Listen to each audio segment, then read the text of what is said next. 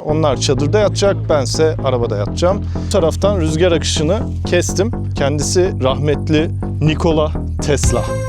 Kamp modu diyorum.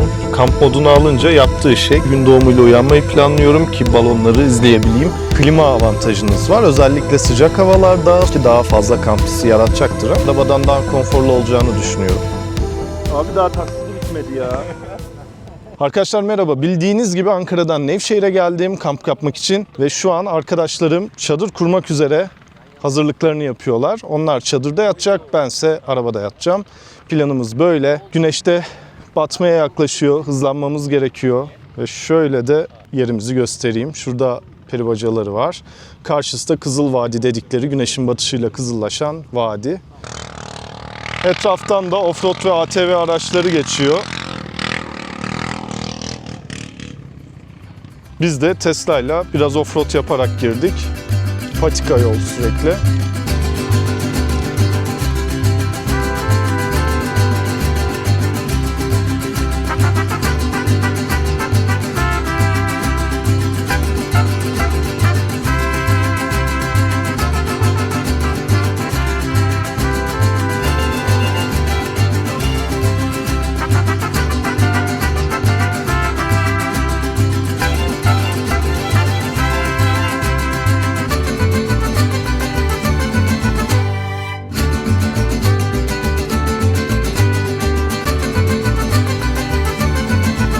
Evet, çadırları kurduk. Şimdi ben de kendi yatağımı kuracağım. Önce pandizotu çıkartıyorum ve otomatik katlanan koltukları yatırıyorum. Tabii önde emniyet kemerlerini söktüm. Öndeki şeyleri çıkarttım.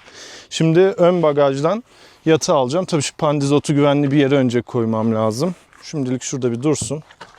Tesla'nın en güzel yanı her yeri bagaj. Ön tarafta da kamp sandalyeleri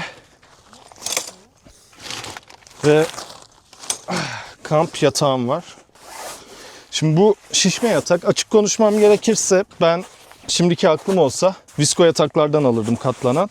Çünkü bagajınız sürekli dolu biri değilseniz daha pratik bence. Şişirmekle uğraşmıyorsunuz. Kılıfından çıkartıyorum. Lastik var, lastiği açtım. Gri taraf bana bakacak şekilde bunu yerleştireceğiz. Tamam, aynen bu düz gidecek. Şu alt tarafta kesik bölümde bize gelecek. Şöyle bu yatağımız olacak. Şimdi ben bunu aldığımda bir tane kompresör verdi arkadaşlar. Kompresör plastik, böyle aşırı ısınan, 2 dakikadan fazla çalıştırmayın diyor. Ondan sonra benim hiç hoşuma gitmedi. Ne anladık bu işte? Aynen öyle dedim. Ben de gittim. Hatta verdiği kompresör bu. Hala arabadaymış. Ben de gittim. Şöyle bir şey aldım. Hem prize takılabiliyor. Şöyle bir adaptörle. Başka şeyler için de kullanabilirsiniz yani. Hem de çakmak girişine takabiliyorsunuz. Yerleştirdik. 2 adet göz var. Bunlardan şunu kapatıyorum. Çakmak girişine takıyorum. Çakmak girişim de şurada. Kontrol edelim.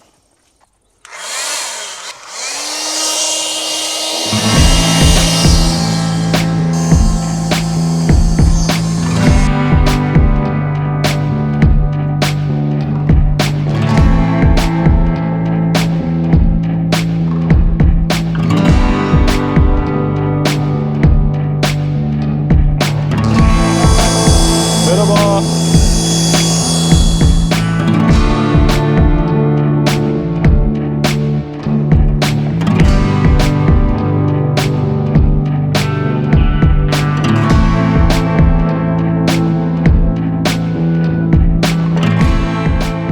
Şimdi sizi çok önemli biriyle tanıştırmak istiyorum. Kendisi rahmetli Büyük Nikola Tesla.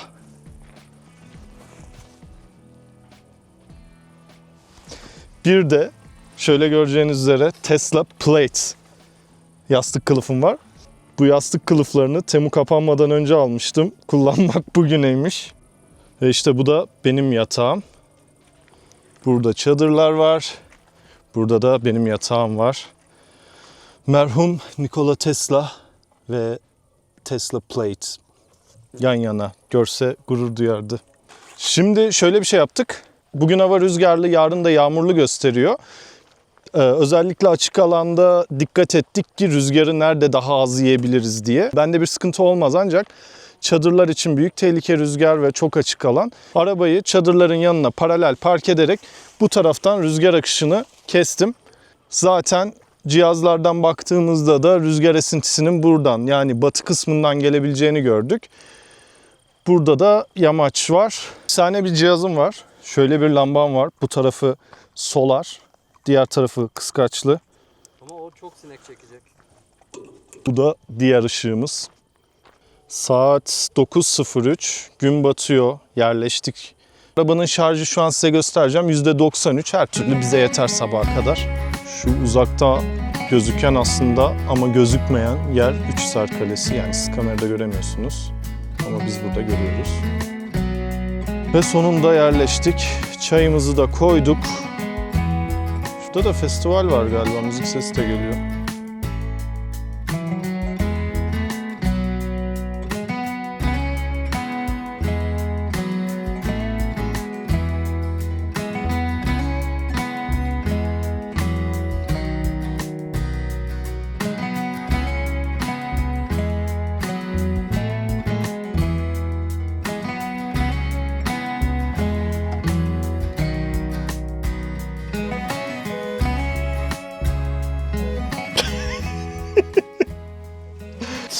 Şimdi arabayı deneyimleme vaktine geldik.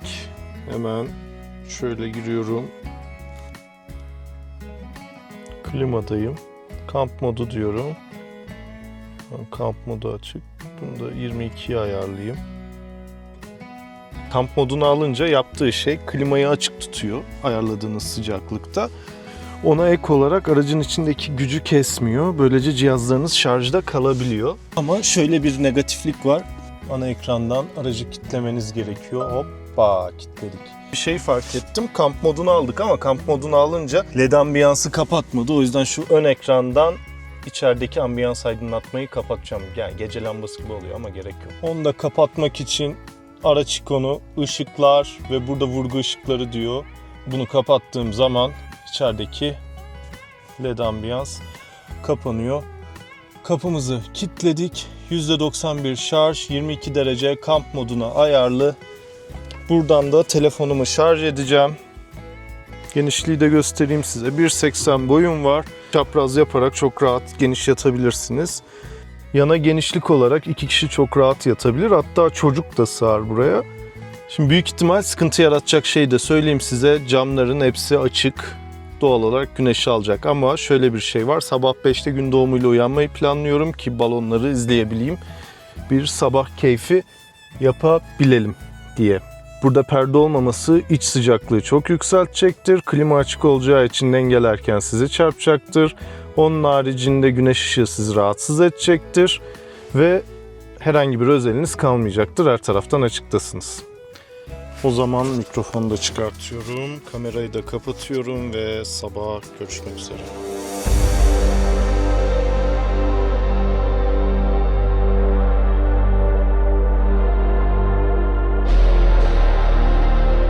Günaydın herkese. Saat 4.30'a geliyor, sabah 4.30'a.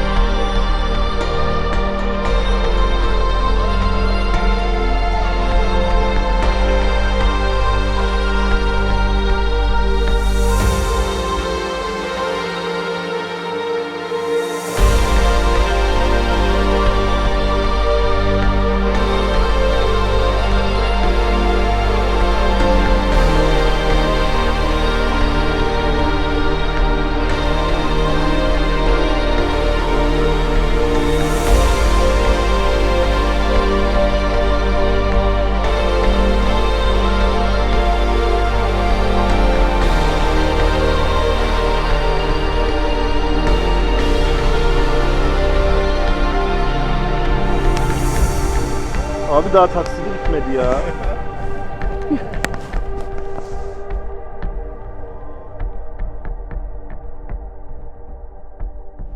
Evet, şimdi kamp deneyimlerimi değerlendireyim. Arkadaşlarımla da konuştum. Onlar da çadırda kaldılar. Ben de onların çadırlarını biraz kurcaladım. Şimdi şöyle arkadaşlar, artı eksi olarak değerlendirelim. Artı olarak arabayla girebildiğiniz her yerde anında yatağınızı kurup kalabiliyorsunuz. Çadır için bir kurulum yapmanız lazım ama çadırda da tabii çantanızda olduğu için araziye girip istediğiniz uygun bir arazide yapabilirsiniz. Araba burada biraz daha kısıtlayıcı size ama hız faktörü de arabanın yanında. Koltuğu yatır, yatağı şişir veya yatağınız hazırsa at, yat. Çadırdaysa çadırı kurmanız lazım. Matı hazırlamanız lazım. Konfor olarak baktığımızda matınızın kalitesine göre burada konfor değişir. Arabaya yatacağınız yatağın kalitesine göre de değişir tabii ki. Güzel bir çadırın arabadan daha konforlu olacağını düşünüyorum. Kaliteli bir çadırın tabii ki. Lakin arabada da klima avantajınız var. Özellikle sıcak havalarda, soğuk havalarda klimayı açıp istediğiniz derecede uyuyabiliyorsunuz. Kamp modunda klima çalışırken ince bir klima sesini duyuyorsunuz. Dışarıya da ara ara klimanın çalışma sesi yansıyor. Çadırda arkadaşlarım duymuş. Ben gece uyandığımda klimayı kapattım. Aracın içindeki multimedya sistemlerini kullanmadım. Elektronikten kopmaya geldik. Bu kadar kamerayı kullanmak bile beni rahatsız etti bu içeriği hazırlarken.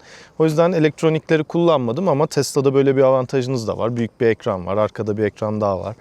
Netflix izleyebilirsiniz, oyun oynayabilirsiniz, internete girebilirsiniz. Birçok seçeneğiniz var tabii ki. Arabanın avantajlarından birine şey ekleyebilirim. Ön bagajın olması. Ön bagajı biz depo olarak kullandık ve oranın su giderinin olmasından dolayı da çok rahat bir şekilde orayı kullanabiliyoruz. Kirlense de umurumuzda değil.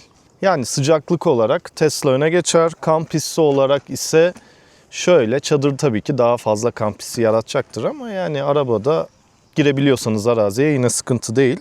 Manzara olarak ise çadırda yattığınızda her yeriniz kapalı. Arabada camlardan yatarken de izleyebiliyorsunuz. Tabii arabada gerçekten perdesiz kullanacak mısınız? Böyle bir soru da var. Şimdi o konuya geleyim. Arabanın bildiğiniz gibi etrafı ve tavanı camdan oluşuyor. Bu sebepten dolayı da güneş ışığı sizi çok rahatsız edecektir. Büyük ihtimal güneş doğduğu zaman uyanacaksınızdır. Ayrıca kaldığınız yerin gizliliği de burada önem arz edecek. Çünkü camlar direkt sizi içeriği gösterecektir. Bu yüzden perdeyle kullanmanız gerekecek. Perdeyle kullandığınız zaman çadırla aynı mantığa çıkacak. Büyük ihtimal çadırın tentesi kaliteli bir çadırda çok daha başarılı olacaktır. Perde konusunda da geçen gün araştırma yaptım. Bende sadece tavan perdesi var. Türkiye'de bu Model Y için kelebek camından işte yan camlarına kadar kapatabileceğim perde seçeneği pek bulamadım istediğim gibi. Bu da canımı sıktı. Bunun üzerine yurt dışında yaşayan bir arkadaşım vardı. Temu'dan sipariş edip onun evine yönlendirdim. O Türkiye'ye gelirken getirecek. Fiyatı da 1500-2000 lira arası bir fiyat. 2 kelebek var, 4 yan var, ön ve arka var. 8 parçalık perde seti. Tavan perdesi için de çok büyük sıkıntı. Yani bulamıyorsunuz şu an. Genellikle hep elektronik perdeler satılıyor. Onların hem fiyatı yüksek hem elektronik bir şey yaptırmak ister misiniz? Ben istemedim. Aracın yerden biraz yüksek olması bu gibi arazilerde avantaj sağlıyor ama altının batarya olması nedeniyle biraz dikkatli olmakta da fayda var. Yine de bu gerçek bir Jeep değil. Bunun farkında olmamız lazım. Özetlemem gerekirse ikisinin de kendine has avantajları var ama bir Tesla Model Y'niz varsa size araç yatağı almanızı öneririm. Herhangi bir fırsat çıktığında da kullanmak oldukça keyif veriyor. Herhangi bir çadır aramadım gördüğünüz gibi, arkadaşlarıma direkt dahil oldum. Yatak konusunda da konforumu söyleyeyim. Fena değildi konforu ama yine biraz sertlik vardı. Yastığından memnun kalmadım. Paket halinde gelen yastığı kullandım. Kendi yastığımı kullansam konforum ciddi oranda artacaktı. Aracı bıraktığınız eğim çok önemli. Ben park ederken buna dikkat ettim. Siz de eğer bu tip bir yatak kullanacaksanız eğime dikkat etmeniz önemli. Cybertruck'taki gibi keşke su terazisi olsaydı, süspansiyonlar düzleştirseydi. Artık ileriki modellerde diyelim, umarım biz de görürüz. Araba olduğu zaman biri arabayı bırakmış gitmiş diyebiliyorlar ama çadır olduğu zaman çadır atılmış muhabbeti oluyor. Bu da şöyle bir ayrım. Çadıra bulaşabiliyor insanlar. Ama araba bazı yerlerde daha güvenli oluyor. Ayrıca genel olarak hayvanlara karşı da daha güvenli. Bu dipnotları da ekledikten sonra arkadaşlarıma soruyorum. Var mı ekleyeceğiniz bir şey? Zannetmiyorum abi. Tesla'yı çok seviyorum. Evet, bunu da yaptıktan sonra çok güzel bir yere kamp alanı atmışız. Hem balonları izledik hem güzel bir gece geçirdik rahat. Karşımızda da elektronik festival tarzı bir şey vardı. Müziği bizi rahatsız etti ama Yani böyle etkinliklerle şehrin popülerleştirilmesi de güzel bir olay tabii. İçeriği burada sonlandırıyorum. Videoyu izlediğiniz için hepinize teşekkür ediyorum. Beğenip abone olmayı unutmayın. Kesinlikle beğenip abone olmayı unutmazsanız çok mutlu olurum. Sizler sayesinde büyüyoruz.